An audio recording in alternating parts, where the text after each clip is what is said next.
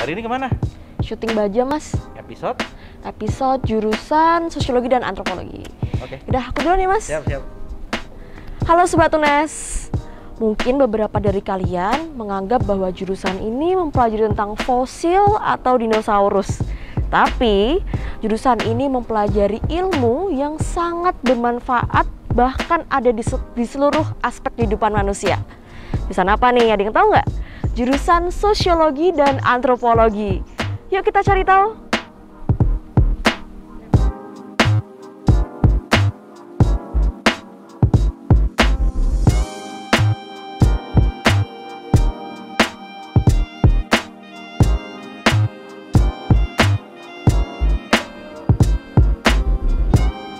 Assalamualaikum Bu Asma. Waalaikumsalam warahmatullahi wabarakatuh.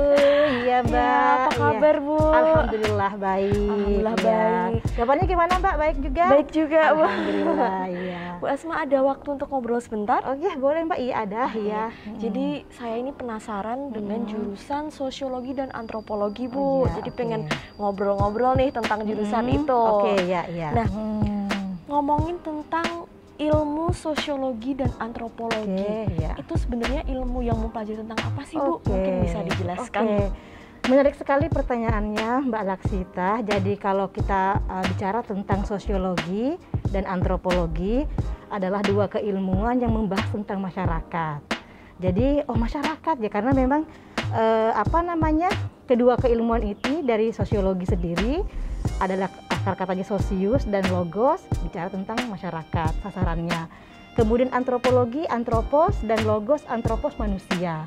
Jadi keduanya adalah dua keilmuan yang berbeda sebetulnya, tetapi memiliki irisan yang sama, yaitu kajian tentang masyarakat dan kebudayaan. Seperti itu Mbak. Oke. Ya. Untuk pembelajarannya di sini nih Bu, kira-kira mata kuliahnya itu seperti apa ya Bu? Oke, jadi kalau kebetulan di kita ini di UNES, khususnya di Fakultas Ilmu Sosial, kita ada di jurusan Sosiologi dan Antropologi. Kemudian prodinya Pendidikan Sosiologi dan Antropologi. Jadi kita lebih ke misalnya itu mencetak guru sosiologi dan guru antropologi yang profesional di masa mendatang seperti itu. Tetapi sebetulnya tidak hanya menjadi guru ya, tapi juga dengan belajar di jurusan atau di prodi kami, yaitu prodi Pendidikan Sosiologi Antropologi, ada banyak pekerjaan juga yang bisa dicapai ya.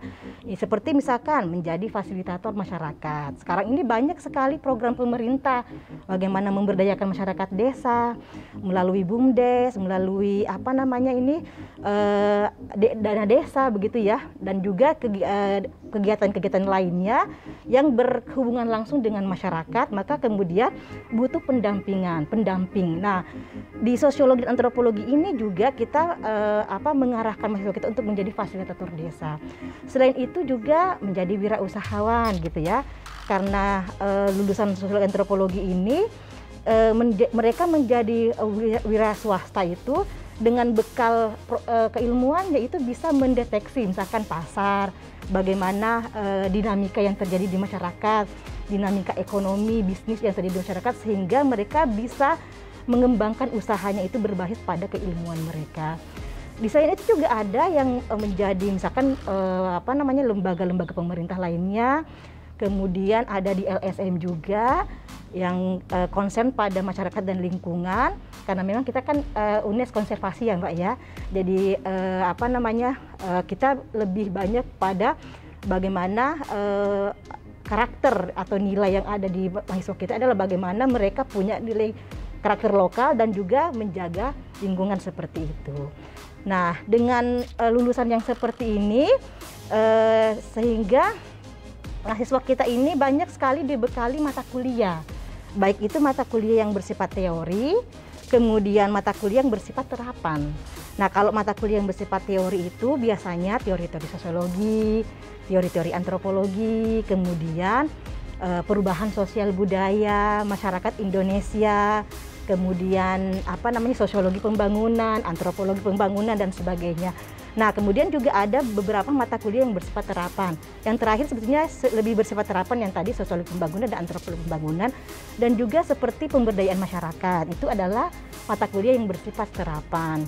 Kemudian kewirausahaan itu juga mata kuliah yang bersifat terapan, serta antropologi kesehatan, sosiologi sosiologi keluarga, kemudian juga ada antropologi politik, ya, kemudian sosiologi gender, antropologi gender, ini ya adalah satu mata kuliah yang bersifat terapan. Nah, dengan memadukan antara teori mata kuliah teori dan mata kuliah terapan ini, kami berharap mahasiswa dapat mengembangkan keilmuannya itu, tapi tidak hanya kemudian mereka hanya pada berpikir saja, tapi bagaimana mengaplikasikan keilmuannya itu dalam kehidupan nyata di masyarakat. Seperti itu, Mbak. Wah, berarti memang untuk lulusan dari jurusan ini memang banyak sekali ya, Bu. Bisa masuk ke dalam beberapa bidang seperti tadi bisa menjadi guru, bisa menjadi fasilitator desa, bahkan bisa menjadi wira swasta juga ya, Bu. Betul. Bisa masuk ke LSM dan ke banyak bidang lainnya. Selain itu juga dibekali dengan ilmu teori dan terapan, pastinya akan menciptakan lulusan yang luar biasa juga ya, Bu. Selain itu, Bu, kira-kira fasilitasnya nih, Bu, fasilitas apa saja sih, Bu, yang disediakan di jurusan ini? Oke, jadi kita banyak sekali fasilitas ya, baik itu fasilitas yang kemudian bersifat umum yang kita bisa pakai bersama di lingkungan Fakultas Ilmu Sosial. Misalkan ada musola, kemudian ada panggung ekspresi. Jadi adik-adik yang mau masuk di UNES, utamanya di jurusan Sosiologi Antropologi, yang ingin berekspresi gitu ya, kita yang kemudian mungkin lebih ingin mengembangkan bakatnya, itu kita ada panggung ekspresi. Kemudian juga ada kantin gitu ya. Nah, untuk secara spesifik di jurusan Sosiologi dan Antropologi sendiri, kita ada ruang kuliah yang nyaman, kemudian ada laboratorium, dan di laboratorium itu ada podcast. Jadi kita punya podcast, kemudian juga punya laboratorium komputer dan laboratorium produksi media. Jadi kalau produksi media ini kayak media-media pembelajaran, sosiologi dan antropologi. Sebagai seorang calon guru, mereka harus mampu mengembangkan inovasi pembelajaran sosiologi dan antropologi, dan juga mampu menggunakan teknologi informasi seperti itu. Maka kemudian kita bekali dengan produksi media.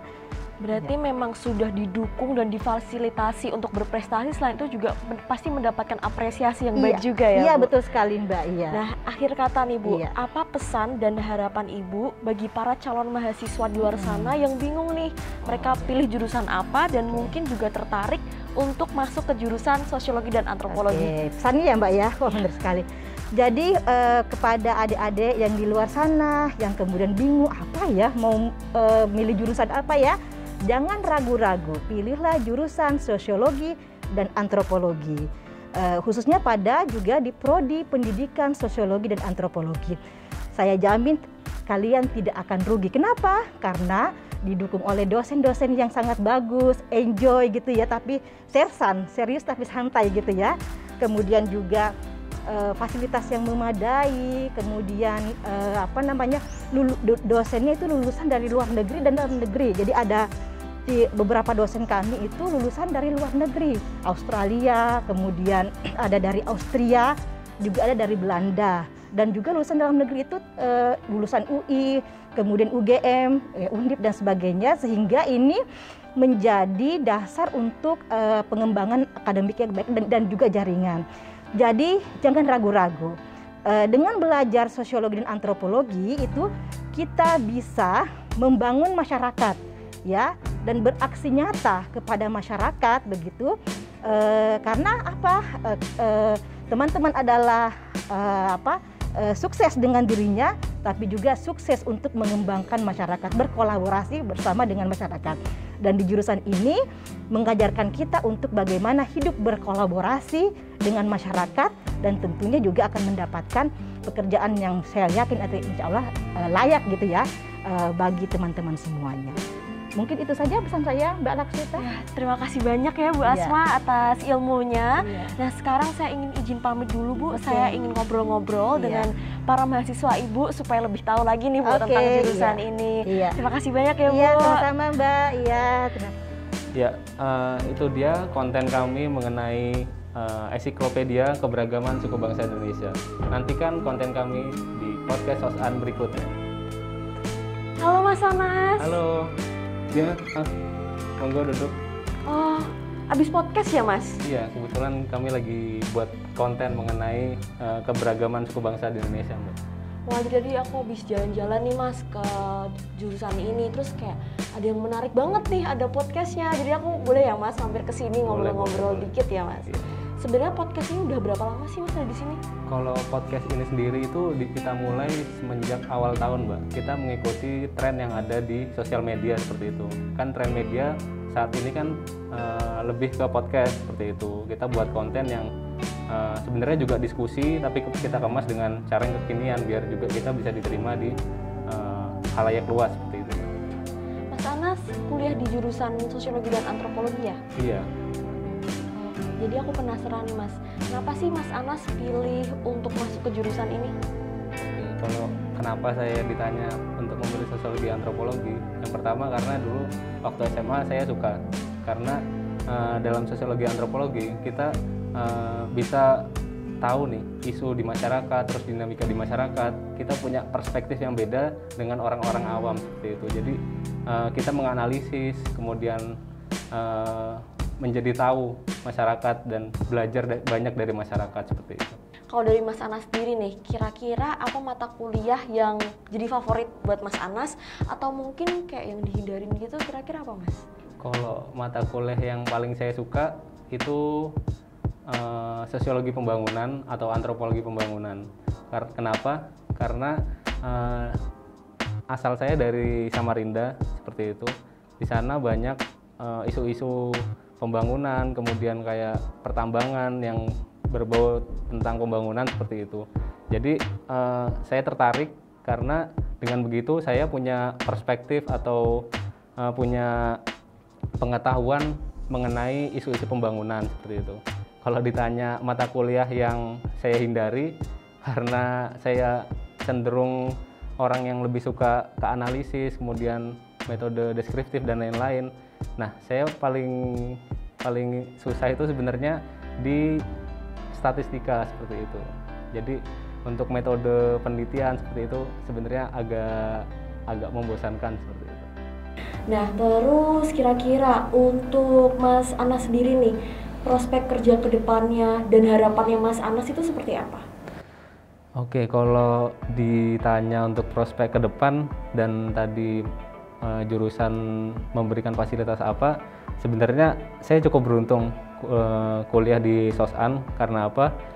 Saya suka di bagian media, dan dengan adanya fasilitas podcast, kemudian ada laboratorium yang memiliki peralatan media yang cukup banyak, tentunya saya bisa mengembangkan diri saya terhadap kecintaan saya dalam dunia media, kemudian kayak produksi film dokumenter dan lain-lain, ya, itu sangat didukung selain dari akademik. Nah, kalau sebenarnya kalau di Sosan sendiri itu masih satu prodi dan baru mau membuka yang cabang ilmu yang murni. Nah, kalau yang sekarang itu lebih ke pendidikan, Mbak. Sebenarnya kita diarahkan menjadi guru, tapi tidak menutup kemungkinan juga kita setelah lulus bisa berprofesi yang lain, karena tadi kita diberikan fasilitas untuk mengembangkan diri kita sesuai dengan minat seperti itu. Karena kita juga ada hima yang mewadahi berbagai kreativitas mahasiswa.